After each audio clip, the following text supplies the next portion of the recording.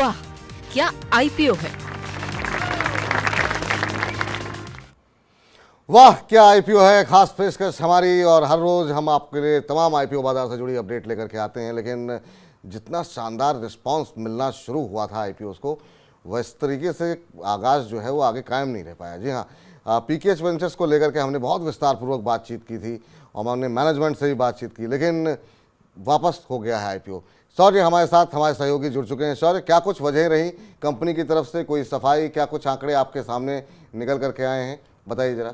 जी, पीकेएच venture की अगर बात करें तो मेन रीज़न वही है, जितना सब्सक्रिप्शन चाहिए था उतना नहीं हो पाया। एक डिस्क्लोजर नॉर्म है, जैसे टोटल बात करें, टोटल पीकेएच वेंचर में 65% सब्सक्राइब हुआ था जब कम हुआ। लेकिन यहाँ पे कंडीशन ये है कि जो क्वालिफाइड इंस्टीट्यूशनल इन्वेस्टर्स हैं उनका कम से कम 90% सब्सक्रिप्शन होना चाहिए, और वो बहुत कम रहा था, वो इतना नहीं हो पाया था, जिस वजह से हमने देखा था क्यूआईबी का खाली 11% ही कोटा भरा। इसका मतलब क्यूआईबी इतने उस पर खुश नहीं थे, यानी उसका सब्सक्रिप्शन नहीं मिला। और हमने कंपनी की बात भी करी थी, जब कंपनी के बारे में डिस्कस कर रहा था, हमने कहा था कंपनी उस तरह के बिजनेस में है जहाँ बहुत ज़्यादा कॉम्पिटिशन होता है। इंफ्रास्ट्रक्चर में देखें तो बड़े बड़े दिग्गज प्लेयर हैं, आपको काफ़ी ज़्यादा लॉन्च जेस्टेशन पीरियड होता है जिसमें आपको टाइम देना पड़ता है, और ऐसा कंपनी कई उसमें नए प्रोजेक्ट्स में थी जो नई इनिशियल एंट्री ले रही थी। तो ऐसा लग रहा था कि इंस्टीट्यूशन इन्वेस्टर्स को भी ऐसा नजर आया कि शायद कंपनी इतनी सक्सेसफुल नहीं रहेगी कंपटीशन को बीट करने में और एक डोमिनेंट प्लेयर बन के आने में। वहीं साथ में वो हॉस्पिटैलिटी के बिजनेस में थी, वहाँ भी बड़े बड़े प्लेयर्स हैं, वहाँ ब्रांड वैल्यू इमेज काफ़ी कंसर्न रहता है। तो ऐसा देखा जा रहा है कि उन सभी सेगमेंट में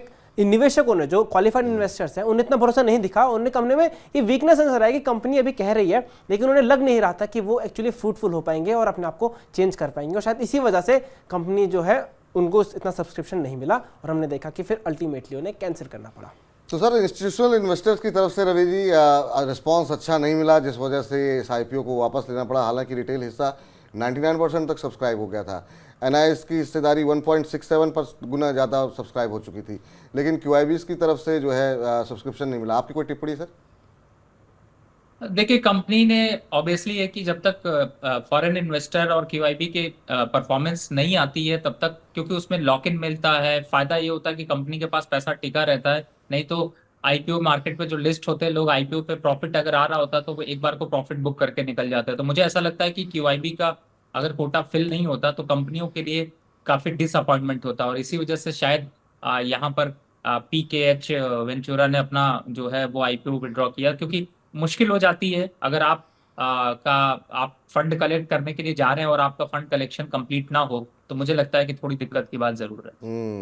निश्चित रूप से इससे ब्रांडिंग के लिए भी काफ़ी खराब एक मैसेज है, और भविष्य में जब कंपनी तैयारी करेगी तो उसके लिए भी थोड़ी सी और तैयारी करनी पड़ेगी, थोड़ी और मुश्किलें हो सकती हैं। श्योर, लेकिन हम देख रहे हैं कि इस तरह की कोई शिकायत सेंको गोल्ड के आईपीओ को लेकर के नहीं देखने को मिल रही है। वहाँ तो सब्सक्रिप्शन, मतलब रिटेल सब्सक्रिप्शन पोर्शन जो है वो तो पूरी तरह सब्सक्राइब हो चुका है, और बाकी पोर्शन भी हम देख रहे हैं कि अच्छा रिस्पांस मिल रहा है निवेशकों का। जी, अगर सेंको की बात करें तो सेंको आज 12 बजे तक ही फुली सब्सक्राइब हो गया था, और अब 12 बजे तक था 1.36 टाइम सब्सक्राइब हो गया। तो जीएमपी भी अच्छा खासा चल रहा है, उसका जीएमपी चल रहा है 113 रुपये, यानी सेंको को लेकर इन निवेशकों में एक अच्छा उत्साह नजर आ रहा है, जो कि पीकेएच वेंचर्स में नहीं देखने को मिला था। क्या कुछ की ट्रिगर हैं, 2 लाइन बताएंगे आप, फिर हम रवि जी के पास जाएं, उनसे पूछते हैं क्या करना है इसमें। सेंको गोल्ड में, सेंको गोल्ड में भी हमने ऐसे कल भी डिस्कस कर रहा था कि वो ईस्ट में काफी बड़ा एक डोमिनेंट प्लेयर है, काफी मौजूदगी प्रेजेंस है, और अब वो पैन इंडिया एक्सपेंड होने की कोशिश कर रही है। तो ऐसा लग रहा है कि निवेशकों को उम्मीद है कि वहां वो सक्सेसफुल हो पाएगी, और जैसे अनऑर्गेनाइज से लेकर ऑर्गेनाइज सेक्टर में धीरे धीरे गोल्ड की तरफ लोग शिफ्ट होंगे, ये ऑर्गेनाइज के बड़े प्लेयर है, तो वहां पर उसे फायदा हो सकता है। एक रिस्क हमने कल भी डिस्कस करा था कि यहाँ ऑलरेडी बड़े प्लेयर्स मौजूद हैं, और कुछ जो लोग हैं वो फोकस करते हैं कि अपने लोकल ज्वेलर्स के पास जाएं, तो क्या वो ईस्ट की प्रेजेंस ऑल ओवर इंडिया फैला पाएगी, ये क्वेश्चन है।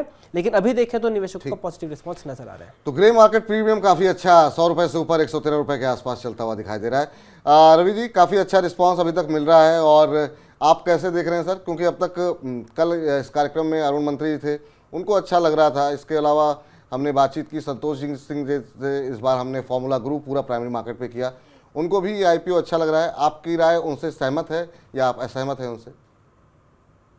देखिए, आप ऐसा बोल के काफी दुविधा में डाल देते हैं, क्योंकि अ, थोड़ा सा व्यू अलग है। मुझे ऐसा लगता है कि हाँ, फिलहाल इस इंडस्ट्री में बिल्कुल शौर्य की मैं बात से कंटिन्यू करूंगा, और शौर्य ने अच्छी बात कही कि अनऑर्गेनाइज और ऑर्गेनाइज सेक्टर के बीच में बहुत बड़ा गैप है, और अभी तक गोल्ड के जितने भी शेयर आए हैं या जो इस तरीके के आईपीओ आए हैं, उन्होंने डिसअपॉइंटमेंट बहुत दिया है। आपके सामने मैं शायद कंपनियों के नाम नहीं लूंगा, लेकिन एग्जांपल है जिन्होंने बहुत मैनिपुलेशन किया है, तो मुझे बिल्कुल। इस तरीके से थोड़ा डर लगता है, तो मैं प्रेफर नहीं करूंगा निवेश के लिए। तो फिलहाल रवि जी की सलाह ये है कि सेनको गोल्ड के आईपीओ में निवेश ना करें, क्योंकि अब तक इस सेक्टर के बाकी जो शेयर्स हैं वहाँ पर जो परफॉर्मेंस, कुछ एक जो दुर्घटनाएं हुई हैं वो बड़ी लोगों के लिए दुखदाई रही हैं। बहुत लोग विदेश में बैठे हुए हैं, तो बड़ी सारी समस्याएं यहाँ पर इस सेक्टर को लेकर के। चलिए, लेकिन बाकी जो आईपीओ एसएमईज के खुले हुए हैं, क्या कुछ अपडेट शौर्य फटाफट जी, बताइए। आज विफिन सॉल्यूशन जो है वो लिस्ट हुआ था और एक प्रीमियम के साथ लिस्ट हुआ है। जब इसका आईपीओ पे प्राइस था 82 रुपीज प्रति शेयर और आज बीएसई एसएमई पर है 86.05 पर लिस्ट हुआ, यानी इशू प्राइस से 4.9% ज्यादा की तेजी के साथ ये इशू हुआ है। और कंपनी का कारोबार है कि टेक्नोलॉजी प्रोडक्ट सॉल्यूशंस बनाती है, डिजिटल लैंडिंग के कारोबार में है, उससे रिलेटेड जो सप्लाई चेन है वहाँ पे है, इस तरह के कारोबार में है और इससे अच्छा रिस्पॉन्स मिलता हुआ नजर आया है निवेशकों के द्वारा। बाकी अगर हम बाकी एसएमई आईपीओ की बात करें, जब खुले हुए हैं तो उसमें अल्फा लॉजिक को देखते हैं। अल्फा लॉजिक हो गई, जब कोई भी कंपनी होगी वो पूरी तरह सब्सक्राइब हो चुके हैं। आज 12 बजे तक अल्फा लॉजिक 1.37 टाइम्स सब्सक्राइब हो चुका था। वहीं अब अगली कंपनी आती है साइनॉप्टिक्स टेक्नोलॉजी। तो साइनॉप्टिक्स टेक्नोलॉजी तो लगभग 2 गुना बढ़ने वाला है। आज 12 बजे तक ये 1.97 टाइम्स हो चुका था। और त्रिध्या टेक की बात करें तो वो तो बहुत ही ज़्यादा सब्सक्राइब होता हुआ नजर आया है। आज 12 बजे तक 11.79 टाइम्स सब्सक्राइब होता हुआ नजर आया था। यानी इन आईपीओ में निवेशकों ने अच्छा खासा रिस्पॉन्स दिखा रहे हैं। सर, एक लिस्टिंग है विफिन की, और इसके अलावा त्रिध्या टेक के रिस्पांस को देखते हुए क्या टिप्पणी करेंगे? हम देख रहे हैं कि मतलब एसएमई आईपीओज में हालांकि छोटे आईपीओज होते हैं, लेकिन निवेशकों का काफ़ी रुझान देखने को मिल रहा है। विफिन सोल्यूशन में भी हमने देखा इतनी बड़ी एमएचए एग्रो थी, वहाँ पर 7% का प्रीमियम मिला। यहाँ पर भी अगर 4-5% का प्रीमियम मिल रहा है तो फिर क्या बुराई है? आप कैसे देख रहे हैं सर ये जो एसएमईज के तमाम आईपीओज आ रहे हैं उनको, और इनमें से किसी आईपीओ पर आप टिप्पणी करना चाहेंगे जिनकी लिस्टिंग हुई है या फिर जो अब जो है खुले हुए हैं? देखिए, जिनमें लिस्टिंग हुई है उनमें थोड़ा सा वेट करना चाहिए, क्योंकि लोग प्रॉफिट बुक कर रहे हैं। आप इस समय अगर देखें तो मुझे ऐसा लगता है कि थोड़ा सा प्रॉफिट बुकिंग तो लिस्टेड वाले स्टॉक्स में है, लेकिन अगर पूरे स्टॉक को कंपैरिजन करें तो अल्फा लॉजिस्टिक थोड़ा सा यहाँ पर ठीक लग रहा है। मुझे लगता है कि इसमें एक रिटर्न की प्रोबेबिलिटी बन सकती है, लेकिन मैं ये कहूंगा कि चूंकि अभी खुला है, थोड़ा सा टाइम दीजिए। अभी 3 दिन का 4 दिन का मौका होता है, तो आप यहाँ पर थोड़ा सा रुक कर निवेश करें, लेकिन अल्फा लॉजिस्टिक थोड़ा ज्यादा अच्छा लग रहा है। अल्फा लॉजिस्टिक्स थोड़ा ज़्यादा अच्छा लग रहा हुआ है। तो चलिए, यहाँ पर आप निवेश की रणनीति बना सकते हैं। सनको में रवि जी सहमत नहीं है, लेकिन सनको के ऊपर हमने शायद एक ब्रोकर्स की रिपोर्ट भी तैयार की थी।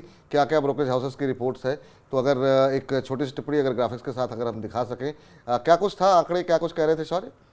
ब्रोकर्स की देखिए अगर बात करें तो कल सब ब्रोकर्स ने एक अच्छी राय दी थी, सब्सक्रिप्शन की राय नजर आई थी ब्रोकर्स के ऊपर। तो देखते हैं कि क्या वो आगे कंटिन्यू रहेगा या आगे कंटिन्यू रहता है कि नहीं रहता, और किस तरीके से अब ग्रे मार्केट प्रीमियम कहता है, क्या कुछ कहता है। चलिए, बहुत बहुत शुक्रिया, धन्यवाद आपका शौर्य, आज की चर्चा में जुड़ने के लिए और प्राइमरी मार्केट से जुड़ा तमाम अपडेट हमारे दर्शकों को बताने के लिए कि एसएमईज में क्या कुछ एक्शन हो रहा है, मेन बोर्ड आईपीओज में क्या कुछ हो रहा है। वाह, क्या आईपीओ है!